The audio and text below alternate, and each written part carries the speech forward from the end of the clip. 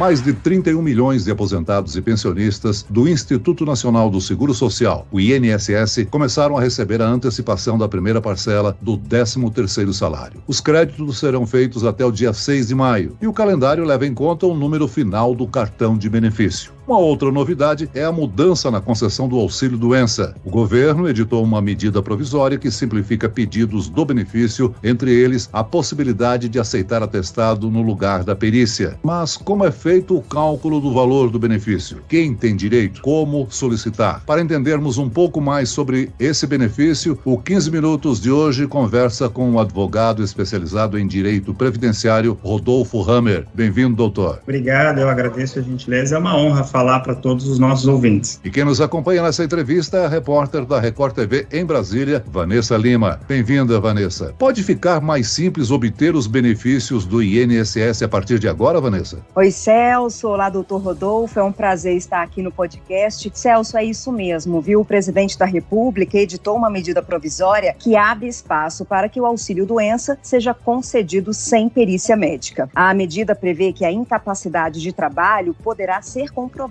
apenas com laudo ou atestado médico. De acordo com a Secretaria-Geral da Presidência, o objetivo é trazer mais agilidade na concessão dos benefícios. Segundo o INSS, existem hoje cerca de 762 mil pessoas aguardando perícia médica. E essa fila aumentou muito com as medidas impostas pela Covid, quando as agências da Previdência ficaram fechadas, além da redução do número de peritos médicos atuando presencialmente. Eu já quero fazer uma pergunta ao nosso entrevistado. Doutor, o tempo médio de espera para o agendamento de perícia hoje é de 66 dias. A medida vai acelerar essa fila de espera? Já está em vigor? Respondendo objetivamente a sua pergunta, a ideia do governo é justamente fazer com que aquelas pessoas que estão incapacitadas e têm um comprovante através de atestado médico, e é muito importante que a pessoa tenha relatório que fundamente a sua incapacidade, possa, ao invés de passar por uma perícia presencial, se o seu documento médico atestar aquela incapacidade e essa incapacidade tiver fundamentos nesse documento, ser afastada de forma direta, ou seja, sem a necessidade da presença física, por vários motivos. Nós temos aí poucos médicos, nós temos as agências fechadas, nós tivemos inclusive, Vanessa e Celso, a questão da greve dos funcionários, dos servidores do INSS, e as agências ficaram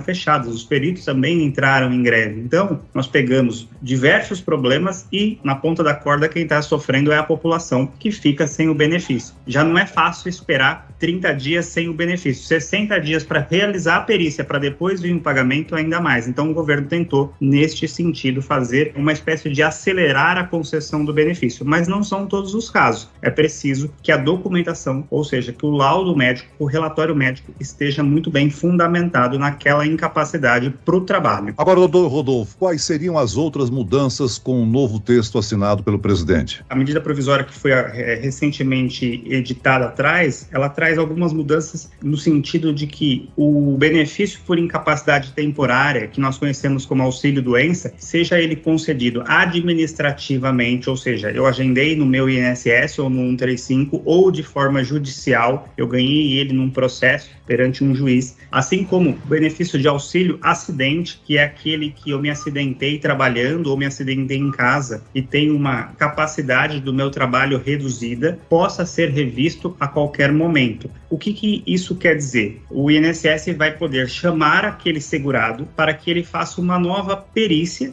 e aí verificar se aquela incapacidade daquele momento se encontra presente até hoje. O que acontecia, e muita gente relatou essa questão e muita gente ficou preocupada com isso. Benefício de auxílio acidente, que é aquele em que a pessoa se acidentou e ao se acidentar ela perde a capacidade dela. Vamos aqui citar um exemplo. A pessoa consegue produzir numa fábrica 100 capinhas de estojo. Com o acidente ela não consegue mais fazer 100 capinhas, porque ela perdeu a mobilidade dos dedos, por exemplo. E ela começa a produzir, por exemplo, 80 capinhas de estojo. Isso significa que ela tem 20% da sua capacidade reduzida. Com essa redução da capacidade, automaticamente ela recebe um benefício chamado auxílio acidente, que é 50% do seu salário de benefício. Esse benefício ele era pago de forma vitalícia até a sua aposentadoria. Com essa medida provisória, o que vai acontecer? Esse funcionário, ou esse segurado, esse trabalhador, poderá ser chamado para uma nova avaliação para para verificar se aquela incapacidade, e aqui no nosso exemplo, a mobilidade da mão,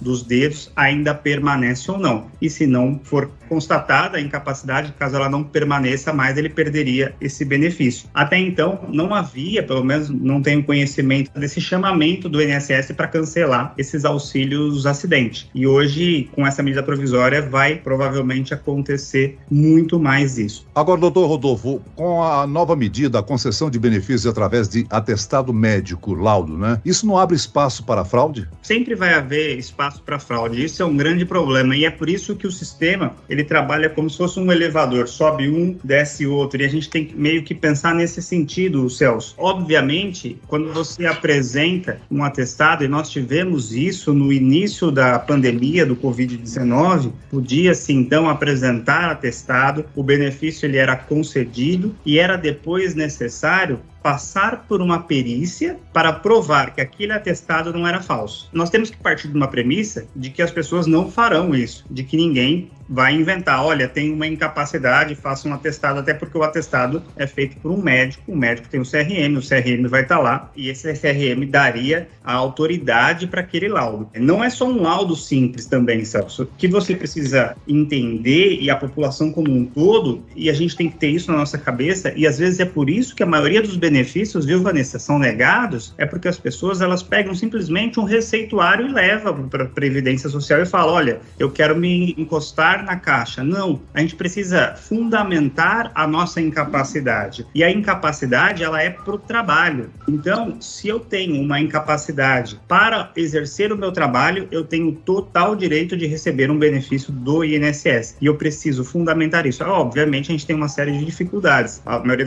da população não tem acesso a bons médicos. O sistema do SUS para marcar uma consulta demora muito tempo. E aí são outros problemas que a gente aqui não vai discutir, porque demandaria muito tempo. Mas a gente enfrenta esses outros problemas que não só a população enfrenta, mas como nós, como advogados, também enfrentamos, que não conseguimos atestados médicos ou relatórios médicos que provem, às vezes, a incapacidade, e a gente tem que fazer essa prova numa perícia judicial. Mas é importante sempre vincular aquela incapacidade com o trabalho que a pessoa presta. Doutor, e essa desobrigação do resultado da perícia médica para conceder o benefício, ela pode levar ao aumento de pedidos recusados? Não há dúvida de que quanto mais eu tenho negativa no administrativo, mais eu vou ter demanda judicial. Porque nós temos isso, eu percebo na prática, o INSS negando muito mais benefício de forma administrativa e rapidamente como funciona essa questão. Eu fico 15 dias, eu imagino que sou um trabalhador de carteira assinada,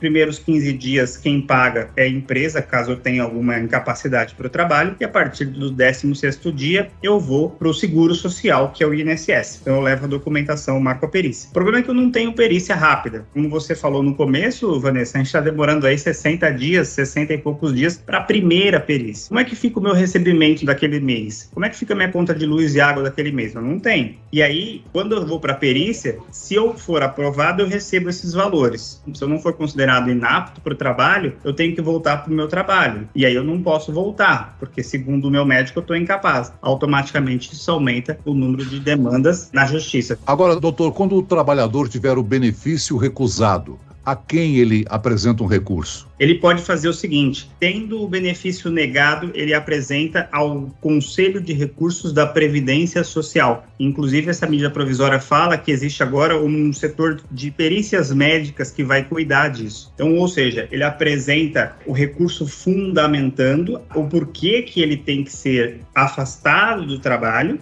Os motivos dele, obviamente, são motivos médicos e motivos técnicos. E essa junta de médicos do Conselho de Recursos da Previdência, que vai ser agora feita por médicos, ela vai ter que decidir se aquele segurado está apto ou não. O que acontece? Nós temos uma demora também muito grande. Há processos hoje de recurso que demoram 2, 3 anos. Então, a pessoa vai ficar 2 anos, 3 anos sem receber e sem voltar ao trabalho. E aí, por isso, mais uma vez, Vanessa, essa pessoa busca a justiça. Mas veja, a justiça também não está tão rápida. Por quê? Porque toda essa demanda que sai do administrativo, ela acaba indo para a justiça e entope a justiça também. Então, nós temos hoje um problema muito grande. Talvez, eu não sei se isso vai acontecer, quem vai dizer vai ser o tempo, A falta de perícia, vamos dizer, essa análise só por laudo, talvez desafogue um pouco, desde que os laudos sejam bem fundamentados. Não dá para eu colocar simplesmente um laudo simples sem nenhuma fundamentação, sem nenhum estudo do meu médico. A gente vai ter outros problemas, obviamente, porque às vezes a pessoa que quer o benefício não tem acesso a bons médicos, como eu já disse, não tem acesso a bons laudos ou elaborados de forma correta, e acaba que o benefício é indeferido, e aí ela precisa recorrer.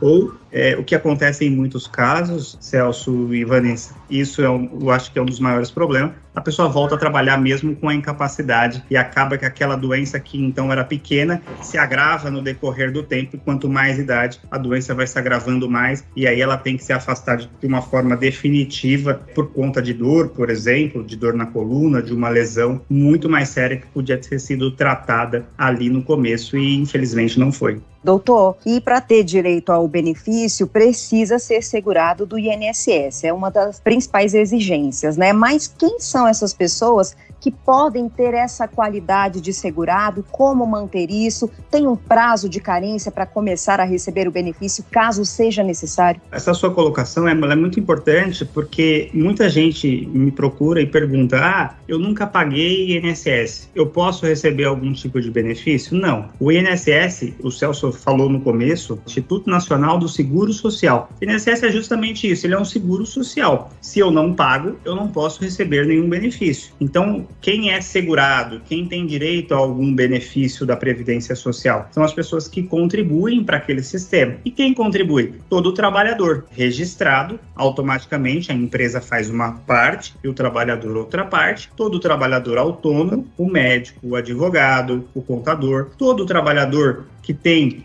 por exemplo, uma MEI, o trabalhador que quer contribuir como facultativo. Se ele é estagiário, por exemplo, ele pode fazer as suas contribuições como facultativo. Se a pessoa é dono da própria casa, uma dona de casa, ele pode contribuir também como facultativo. Então, ele tem que estar vinculado ao sistema. E para receber, ele tem que cumprir uma carência. A carência é o tempo mínimo de pagamento. Então, eu começo a pagar hoje, eu não posso requerer um benefício amanhã. Eu tenho que pagar por um tempo mínimo. Para o caso do auxílio doença, que hoje chama auxílio incapacidade temporária, são necessárias 12 pagamentos ininterruptos. Então, eu tenho que pagar por um ano para eu ter direito a algum benefício. Existem exceções à regra, né? Algumas doenças que estão tipificadas na lei, né? Por exemplo, se você tiver uma cegueira, se você tiver, se eu não me engano, tuberculose, HIV, tem algumas doenças específicas, que está no artigo 151 da lei, que ela vai te isentar da carência, mas, em regra, são necessários 12 meses de carência. O INSS alterou uma das obrigações dos aposentados e pensionistas, a prova de vida. O segurado não vai precisar mais sair de casa para comprovar que está vivo. Como é que deve ser feita essa comprovação? Qual a orientação que o senhor tem? Isso, Celso, foi fantástico, né? Porque éramos obrigados a levar, e muitas vezes passou aqui no próprio Jornal da Record, o segurado indo acamado, levando a maca até lá, e era um problema para provar que ele estava vivo. Hoje não. Hoje, também por conta da pandemia, nós conseguimos evoluir nesse sentido, fazendo provas de outras maneiras. Por exemplo, o Sistema Único de Saúde, o SUS, ele é também do Sistema de Seguro Social, da Previdência, porque é saúde, assistência e previdência, é um sistema único. Então, nós conseguimos verificar se aquele senhor ou se aquela senhora aposentada tomou a vacina do Covid,